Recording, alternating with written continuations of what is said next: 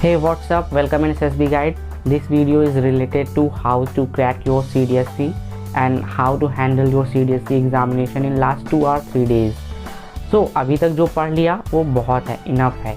अब हमें कुछ नया नहीं पढ़ना चाहिए इन लास्ट डेज और हमें अपनी तैयारी को बस ब्रश करना है. Means revision, quick revision.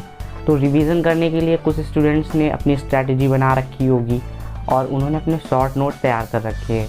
तो उन्हें बस क्या करना है, अपने शॉर्ट नोट्स का रिवाइज़ करना है. पर कुछ स्टूडेंट्स क्या होते हैं, वो अपनी स्ट्रैटेजी को प्लान नहीं करते हैं और सिर्फ पढ़ डालते हैं और पढ़ने के बाद वो सही से रिवीज़न नहीं करते हैं, जिसकी वजह से वो एग्ज़ाम हॉल में अपने आंसर भूल जाते हैं और आते हुए भी कन्फ्यूज़न में अपने आंसर को गलत कर देते हैं. तो अधिकतर यूपीएससी की एग्ज़ामिनेशन में क्वेश्चन हमारे पढ़े हुए नहीं आते हैं. हमें अंडरस्टैंडिंग एंड हमारे डाटा एनालिसिस पावर से ही क्वेश्चन को हिट करना होता है. तो हमें इसके लिए क्या चाहिए, हमें पैनिक नहीं करना है. हमने जो पढ़ रखा है आपको वेरीफाई करना है, जो ऑप्शंस दिए जाएंगे आपके क्वेश्चन में, और वहाँ से आपको क्वेश्चंस का आंसर फाइंड करना होता है. और सबसे ज़रूरी बात ये हो जाती है कि आप एग्ज़ाम को लाइटली लें, बहुत ही ज़्यादा आप इसका प्रेशर अपने ऊपर ना पड़ने दें. बिल्कुल कूल रहें, काम रहें और इस लास्ट डेज में आप जितना हो सकता है आप अपनी चीज़ों को रिवाइज़ कर लें. तो इसको क्रैक करने के लिए प्रॉपर स्ट्रैटेजी होती है जो लास्ट टाइम यूज़ करना चाहिए. मेरी एडवाइस यही रहती है हर स्टूडेंट को. अगर आप जानते हैं कि सीडीएससी में आप ओटीए के लिए अपेयर हो रहे हैं तो आपको English and your GS paper ही देना है. पर अगर आईएमए, एएफए या आईएनए के लिए जाते हैं तो आपको मैथमेटिक्स का एग्ज़ाम भी इंक्लूडेड हो जाता है.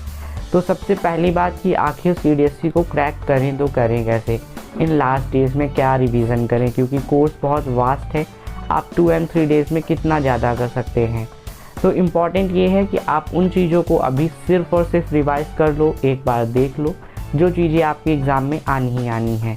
जस्ट पहला पेपर इंग्लिश का होता है, 120 क्वेश्चंस होते हैं और उसमें आपके मोस्टली क्वेश्चन एरर पोर्शन से, आपके पीक्यूआरएस सीक्वेंस से और fill in the blanks and comprehension writing से रिलेटेड क्वेश्चन होते हैं.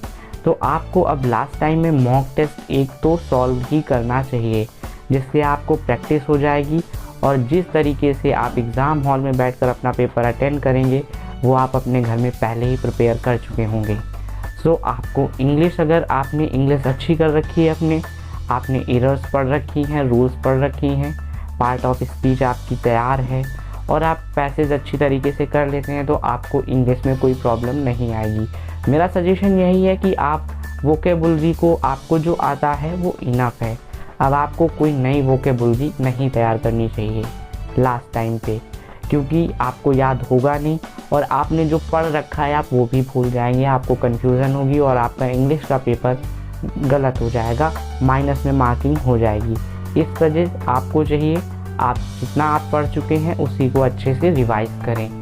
पर मान लीजिए किसी का इंग्लिश का पेपर अच्छा नहीं है एंड जीएस उसकी अच्छी हुई है, वो तो फिर उसे ये करना चाहिए कि वो अपने उन चैप्टर्स को एक बार ब्रशअप करें जो उन्हें अच्छे से तैयार हैं. जीएस को भी क्रॉस करने की एक स्ट्रैटेजी है. स्ट्रैटेजी ये है कि जो साइंस स्ट्रीम से हैं उन्हें एक साइंस प्लस पॉइंट मिलता है, साथ में आपका geography and your modern history and your politics. ऐसा है कि कॉन्स्टिट्यूशन से आपके कुछ ना कुछ क्वेश्चन हर साल पूछता है यूपीएससी और वो आने ही आने हैं, इसमें कुछ नहीं है. ज्योग्राफी में आपका जस्ट लाइक रिवर्स हो गई, माउंटेन्स हो गए, नेशनल पार्क्स हो गए, नेशनल हाईवेज़ हो गए, इनसे रिलेटेड क्वेश्चन ज़रूर आएंगे.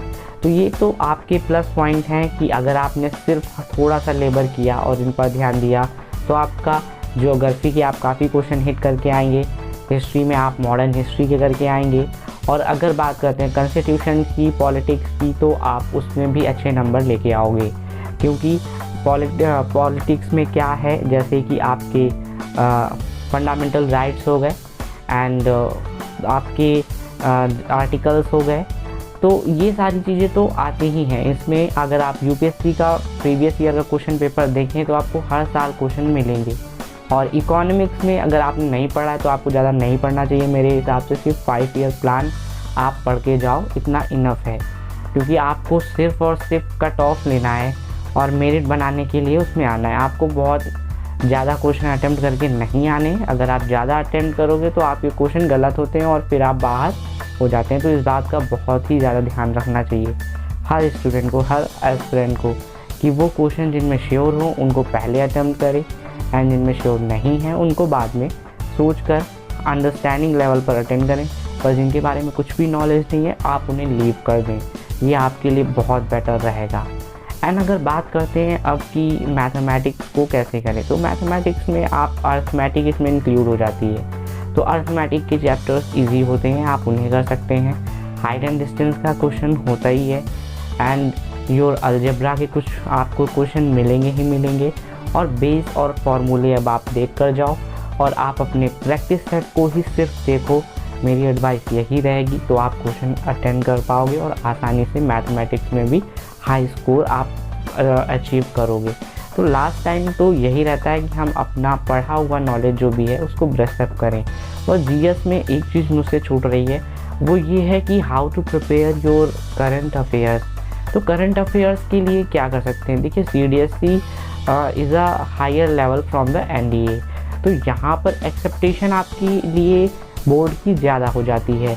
तो यहाँ पर गवर्नमेंट की जितने भी प्लान्स आते हैं एंड नीति आयोग एंड जितनी भी हमारी जस्ट लाइक या इंडियन हमारे डिफेंस की जितनी भी एक्सरसाइजेस होती हैं, और उसके साथ साथ हमारी रैंक्स, इंडियन एयरफोर्स हो, आर्मी हो, नेवी हो, सबकी रैंक्स पता होनी चाहिए, एक्सरसाइजेस पता होने चाहिए, और क्या इवेंट हुआ अभी इस फील्ड में, टेक्नोलॉजी क्या आई, ये चीज़ें आपको ज़्यादा देखनी है।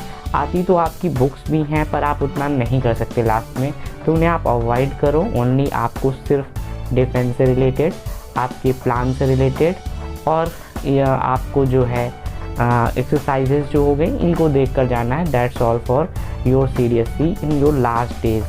सो आई होप कि आप सबका एग्जामिनेशन बहुत अच्छा होगा। So bye bye, take care and subscribe our channel. जय हिंद।